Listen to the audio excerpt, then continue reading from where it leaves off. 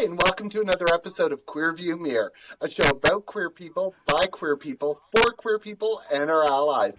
I'm Scott, and today I'm coming to you from the traditional and unceded territories of the Coast Salish people, and I'm grateful to the Snanawas and Qualicum First Nations on whose shared territories I am able to live, work, and play. Wonderful. And I am Dawn, coming to you from the unceded territories of the Tishat and Hoopichesed peoples in the lovely valley of Port Alberni, where I get to live, love, and play all day. And hi, I'm Erin, and I'm coming to you from the unceded territories of the Haudenosaunee and Anishinaabe people, where I live, work, play, love, and have a good time. Yes. This is a very special episode because it's the first time Erin is going to be joining us going forward as well, and we're going to be discussing a lot of beautiful topics. But today, a very special and controversial topic. So stay tuned, because this is Queer View Mirror coming at ya.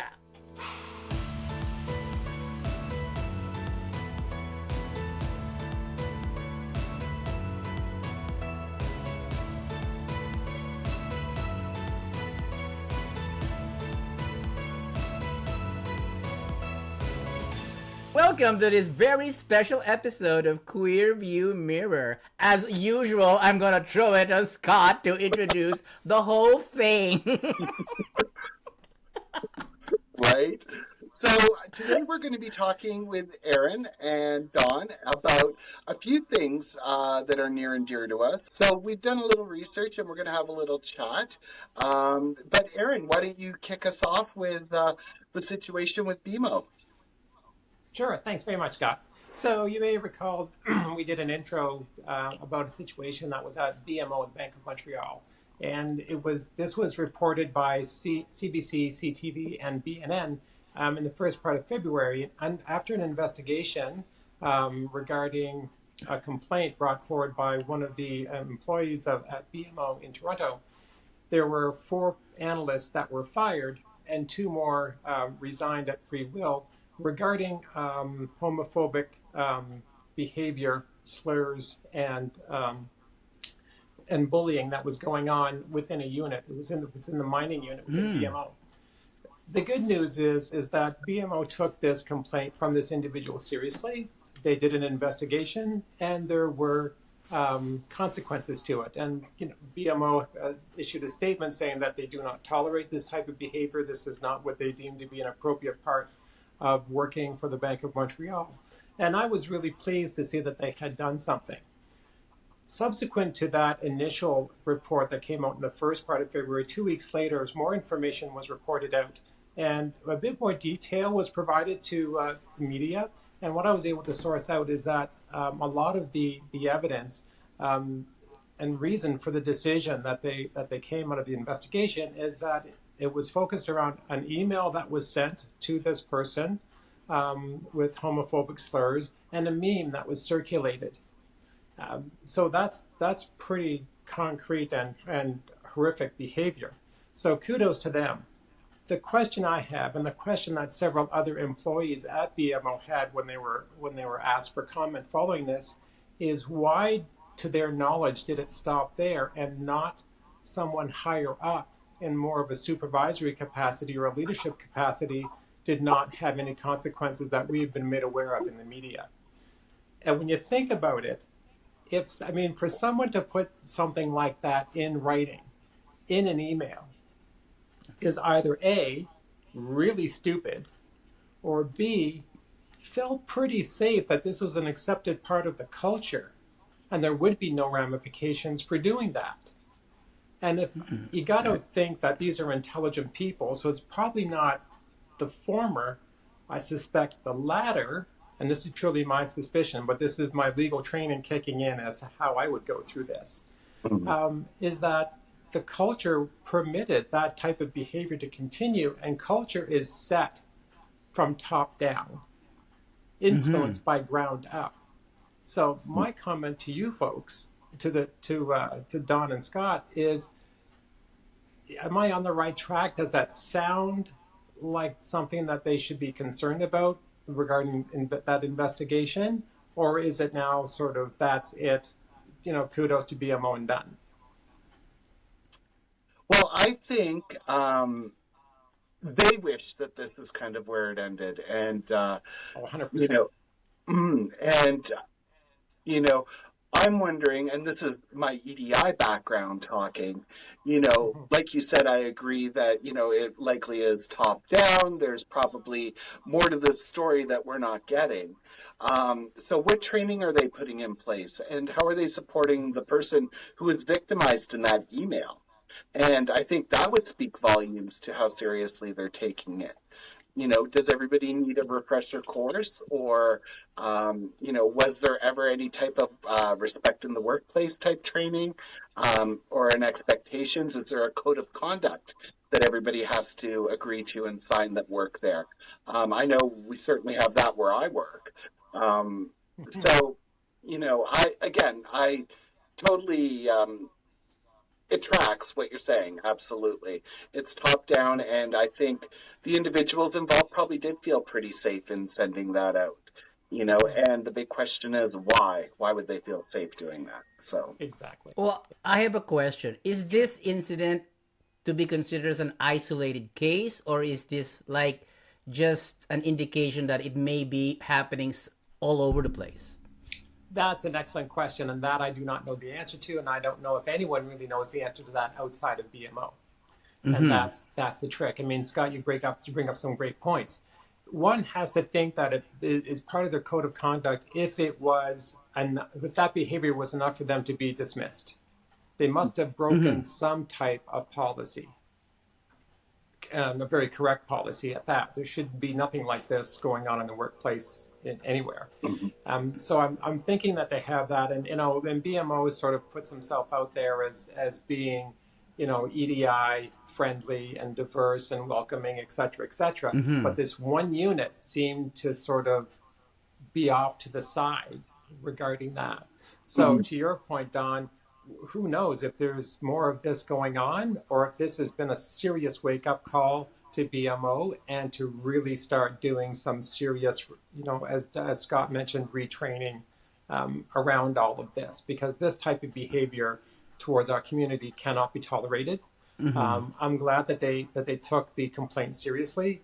With the email, they had no choice. They had written hard proof, but they actually followed through with consequences that impacted the individuals that were alleged to have done this. Could you fill me in on the details a little bit more? Like, where exactly was the location of this BMO unit, if you want to refer to that as is?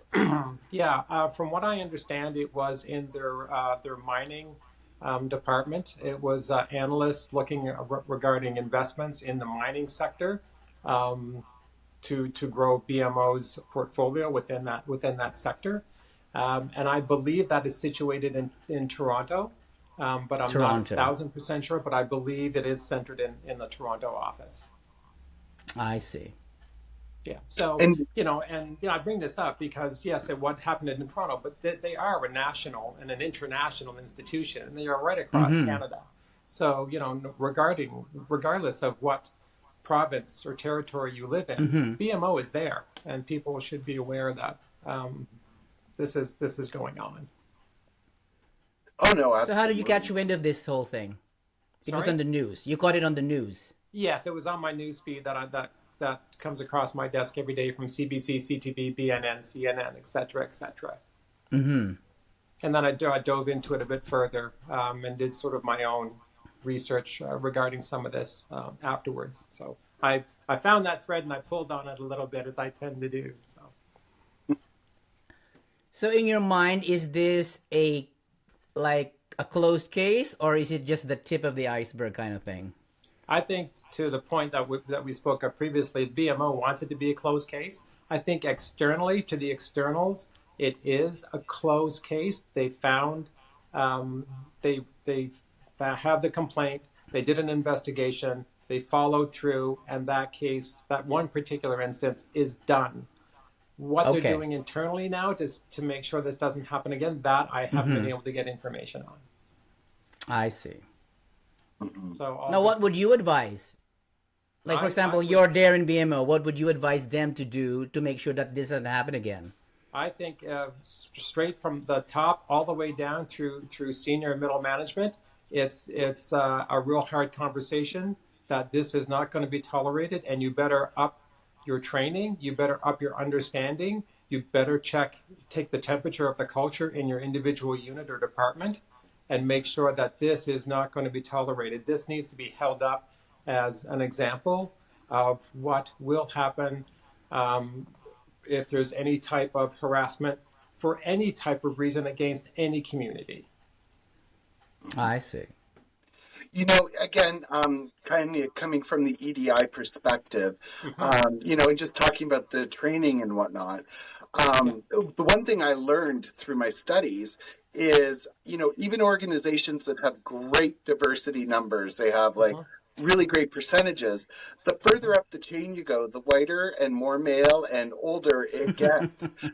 So yeah, you know, a company could say, you know, we've got these diversity numbers, but it's all at entry level. And by the time you get up to middle management and above, it gets increasingly white, it gets increasingly male, it gets increasingly dominated by that.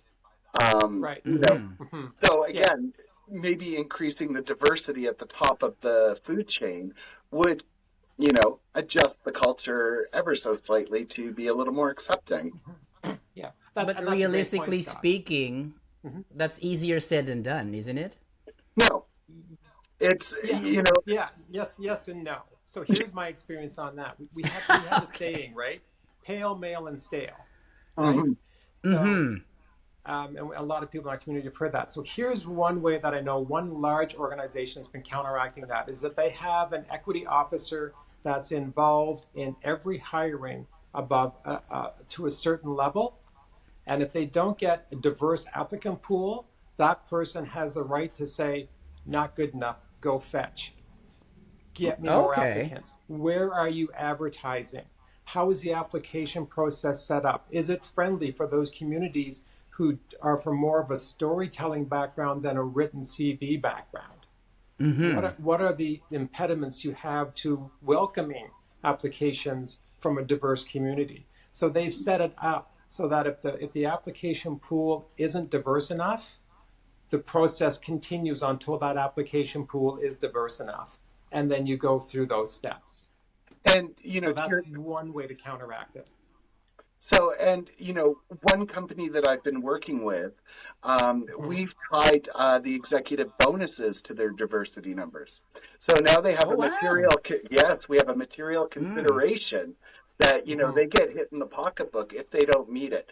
Also, you know, we developed a list of, okay, so if you're going to post these jobs, you have to contact the Multicultural Society in your area and post with them. You have to post with your Indigenous groups. You have to post with your women's groups. You have to post. Yeah. And again, there's checklists and there is compensation involved with all of this. So everybody is like really invested in, did that get out to that agency right now? Exactly. And it's making Don't just changes. advertise in the Globe and Mail anymore. Exactly. Yeah. And, you know, also, too, I was working with a board of directors, and, you know, they had this, you had to have a business background to join this board. So, of course, again, pale, male, stale. But I said, you've got enough people with a business background and financial background. Why don't you bring a baker on board? Why don't you bring somebody who's representative of your client base? Right? Why don't you... You know, there was somebody who said that they couldn't be included because they had transportation issues and they were disabled, and, you know, there were a lot of things. So we set up a stipend for them, an honorarium. So, and we provided a car service for them to get to and from the meetings and events.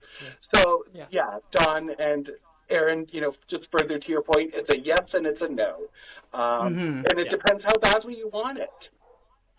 Yeah, I mean, and one national organization I work with too also has every employee has to have an EDI goal on their annual review.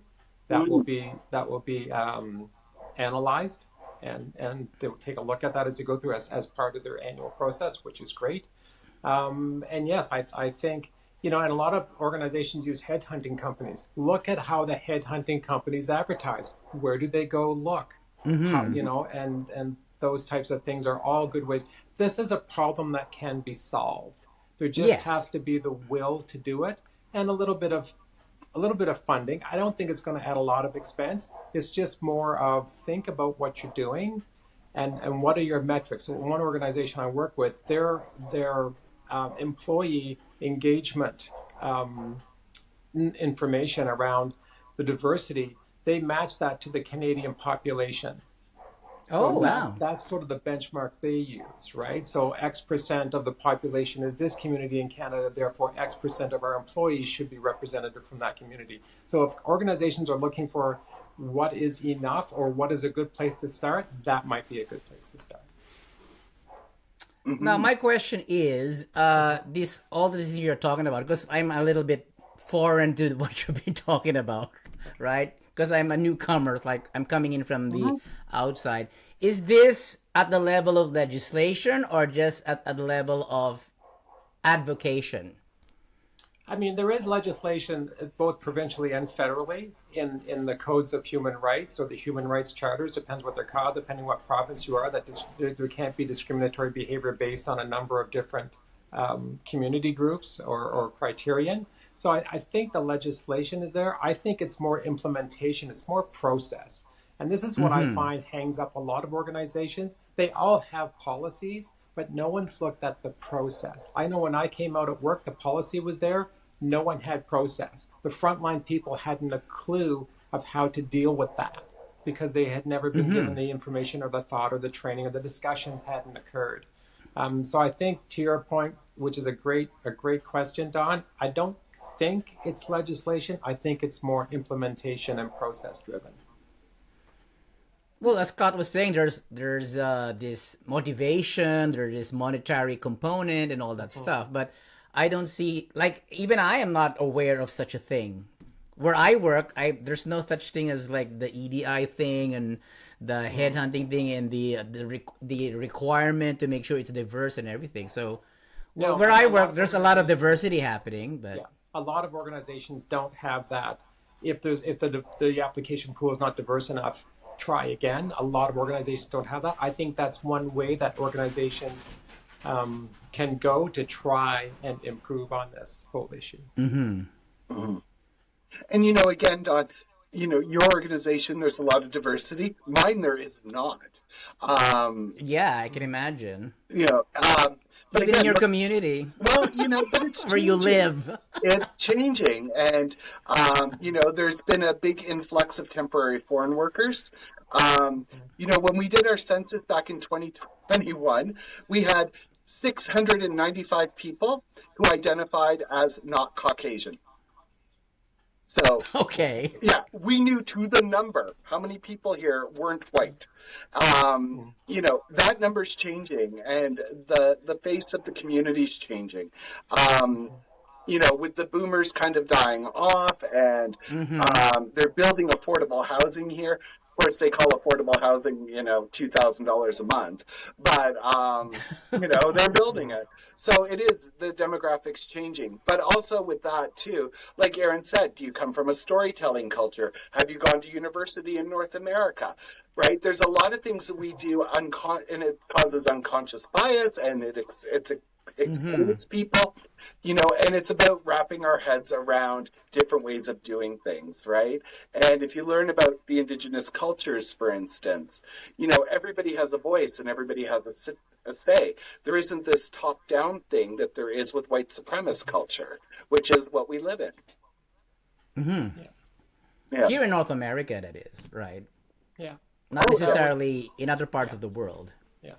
But I understand, Erin, that you have been sort of like a proponent of this, because you've been you mentioned something like you did sort of like a seminar or some training with the police or the RCMP or something like that.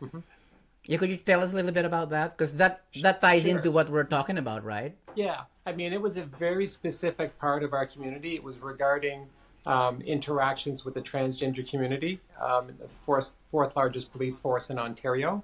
And they were looking at a policy because they did have an incident that was very unfortunate regarding an interaction with a transgender person in the community. So they knew that they had an issue, and they wanted to try to improve, to make sure that this does not happen again. So they wanted to revisit their policy, their existing policy they had regarding how officers were to act in any interaction with the LGBTQ plus community, including those occasions when they did have to detain those individuals, and what that process looked like. They held a public hearing, which I attended and was invited to address. You have to be invited to speak at these particular commission meetings. And my comment to them is when they're looking at redoing this process, had they talked to anybody in the community that was being impacted? And their answer was no. And there came a sudden silence in the room, like, wow, we just said no to a question that was pretty freaking obvious. And my point to them was like, nothing about us without us. I mean, just ask. And they were going to use the policy from another major metropolitan police service, and just simply do a search replace with that city with their city. And I said, well, yeah, but you have to address the needs of who you're serving locally. Who are your constituents? Who are your stakeholders? And when I got them to start to think about that, then that's when we went through and used that one, the one from the other side, as a bit of a template. But we went through it line by line, word by word, and I worked with a number of their officials and officers at the senior level to change that and make it more appropriate for our community that they are sworn to serve and protect here. So that was a big eye opener for them, and I think that has now caused them to think about it. Okay, so what if we're dealing with a Muslim community or an Indigenous community or a homeless community? I think they've now gotten to the point that they need to involve those stakeholders that are impacted into any type of process. Yeah. So I think it was quite a success. Well, you also mentioned something about the matter of implementation. For example, Yes. I have an organization and I want to implement the proper things to, to make sure I comply accordingly. What would you advise as somebody who's involved in this sort of thing? Yeah, I mean, what I advise one organization is that they had all the policies, but they had no processes. So I said, first step is walk through it.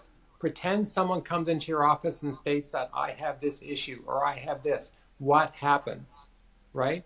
So you need to make sure that the processes are well thought out, involving the stakeholders that are impacted.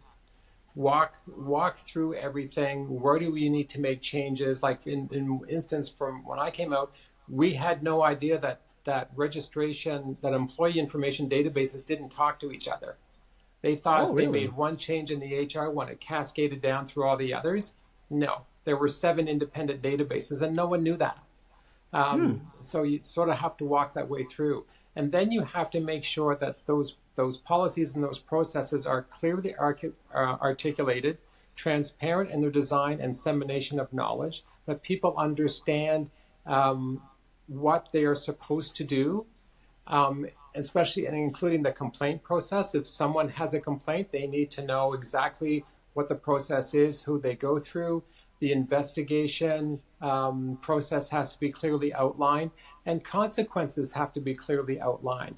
If someone is found going awry of a policy, what are the outcomes of that? That all has to be very clearly articulated, transparent in its design, and the distribution of the information and knowledge.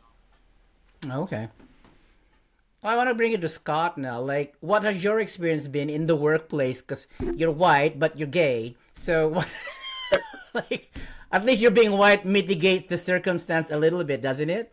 Well, yeah, I mean, let's be real. I'm pretty privileged, right? So I'm a white, cis male. I'm gay, but, I also worked in hospitality for 30 years, and that's kind of, where the gays go. So, no, but really, I mean, it was never a thing ever. And quite honestly, I'm probably oblivious to a lot of stuff. Like it just doesn't hit my As I radar. suspected. Yeah. So I mean, between the privilege and my natural my natural ambivalence towards life in general, I've been pretty fortunate. But having said that, I've seen it with other people, and I've seen uh, I worked for a manager once, probably 30 or 35 years ago. And if he came across a resume that had a name that sounded like it came from another country, it went in the garbage. Like Oh, it wasn't even a really? consideration. Oh yeah. But Um, that was a long time ago, right? it was, but it doesn't make it right. It wasn't right then. Yeah, It's yeah. not right now.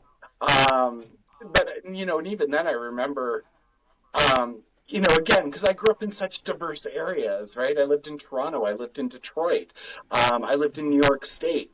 Um, it wasn't always these like ultra white neighborhoods like I live in now.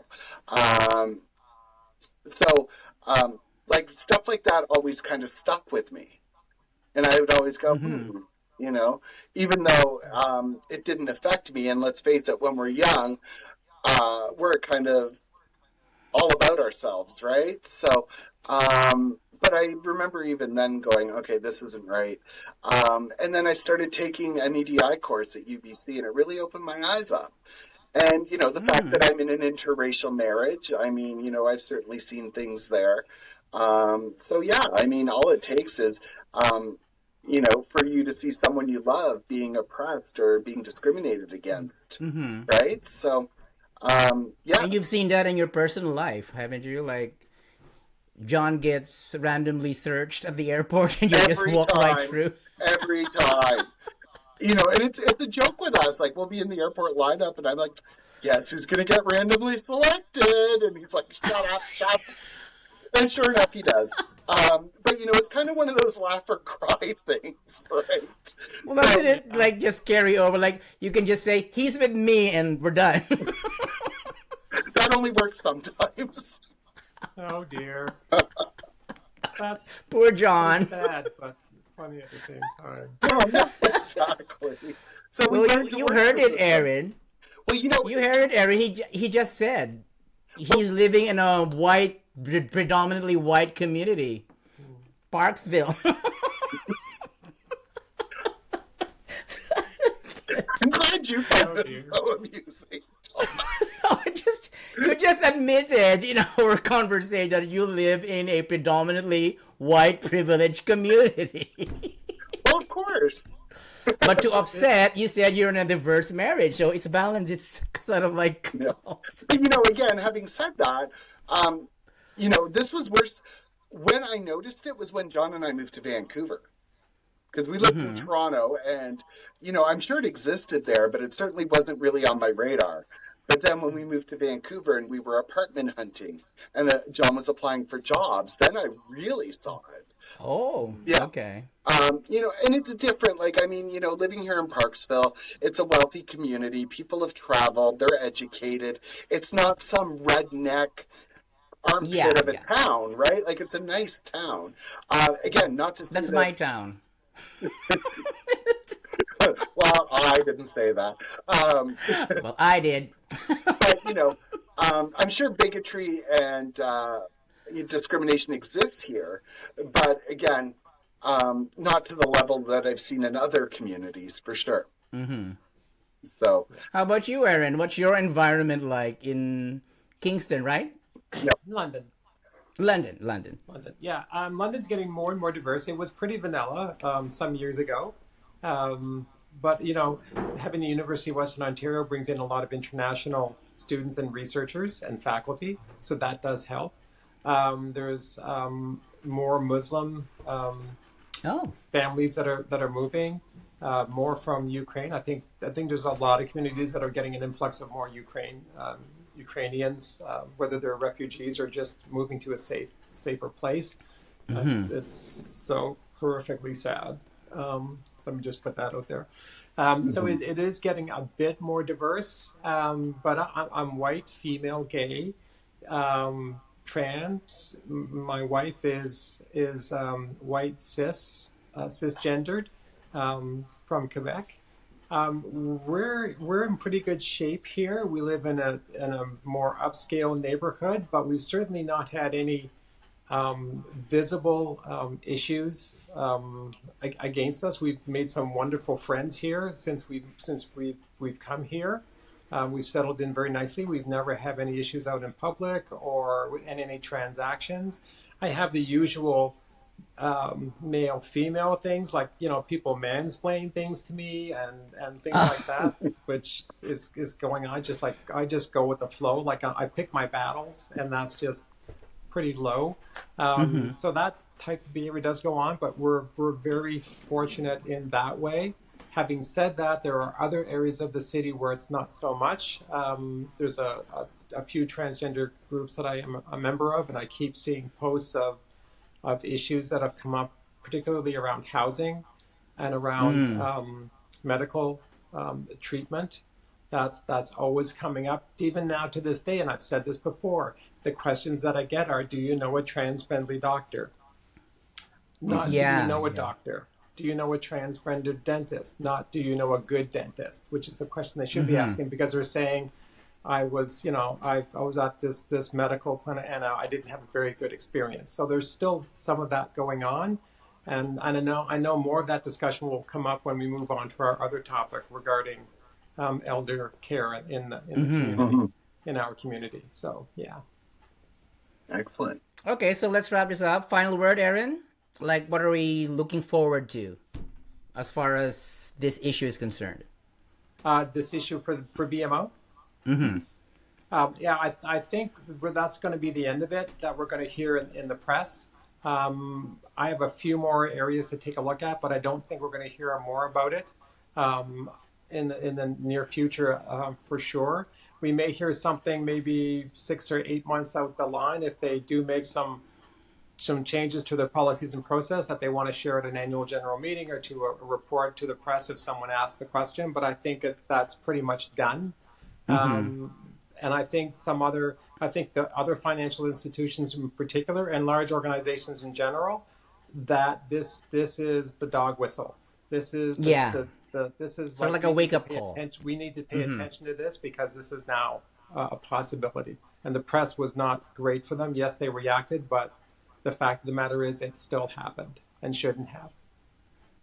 But realistically speaking, so that's close, but are we sort of in a waiting period, like wait up for the next incident or wait for the next episode or wait for the next occurrence? Yeah, unfortunately, I think that's going to be the case. I think there's going to be a next incident or a next case, particularly with what's going on in down south, with more and more of this type of behavior being allowed to happen, and it does influence what happens up here as well as north of the border, north of the 49th. So I think we're going to see some more. I don't think we're done. Well, I don't think we're done. Yeah. We've won a battle, but the war's not over. That is very, very true. I'm always so gratified when we have these shows and we can talk about real issues with real people who know the background and the history and the stories. And, we're always going to have a cause out there. So I'm really glad to be a part of it with you two. So that was our episode for today, and I will see you next time. And thank you for watching another episode of Queer View Mirror. And I'm so pleased that I'm able to join these two remarkable individuals, Scott and Don. Thank you for having me on the show, and I'm looking forward to doing more future shows with you. And have a great week, everybody. Yes, that's it for today. Thank you, Erin. Thank you, Scott. We'll see you next time on Queer View Mirror.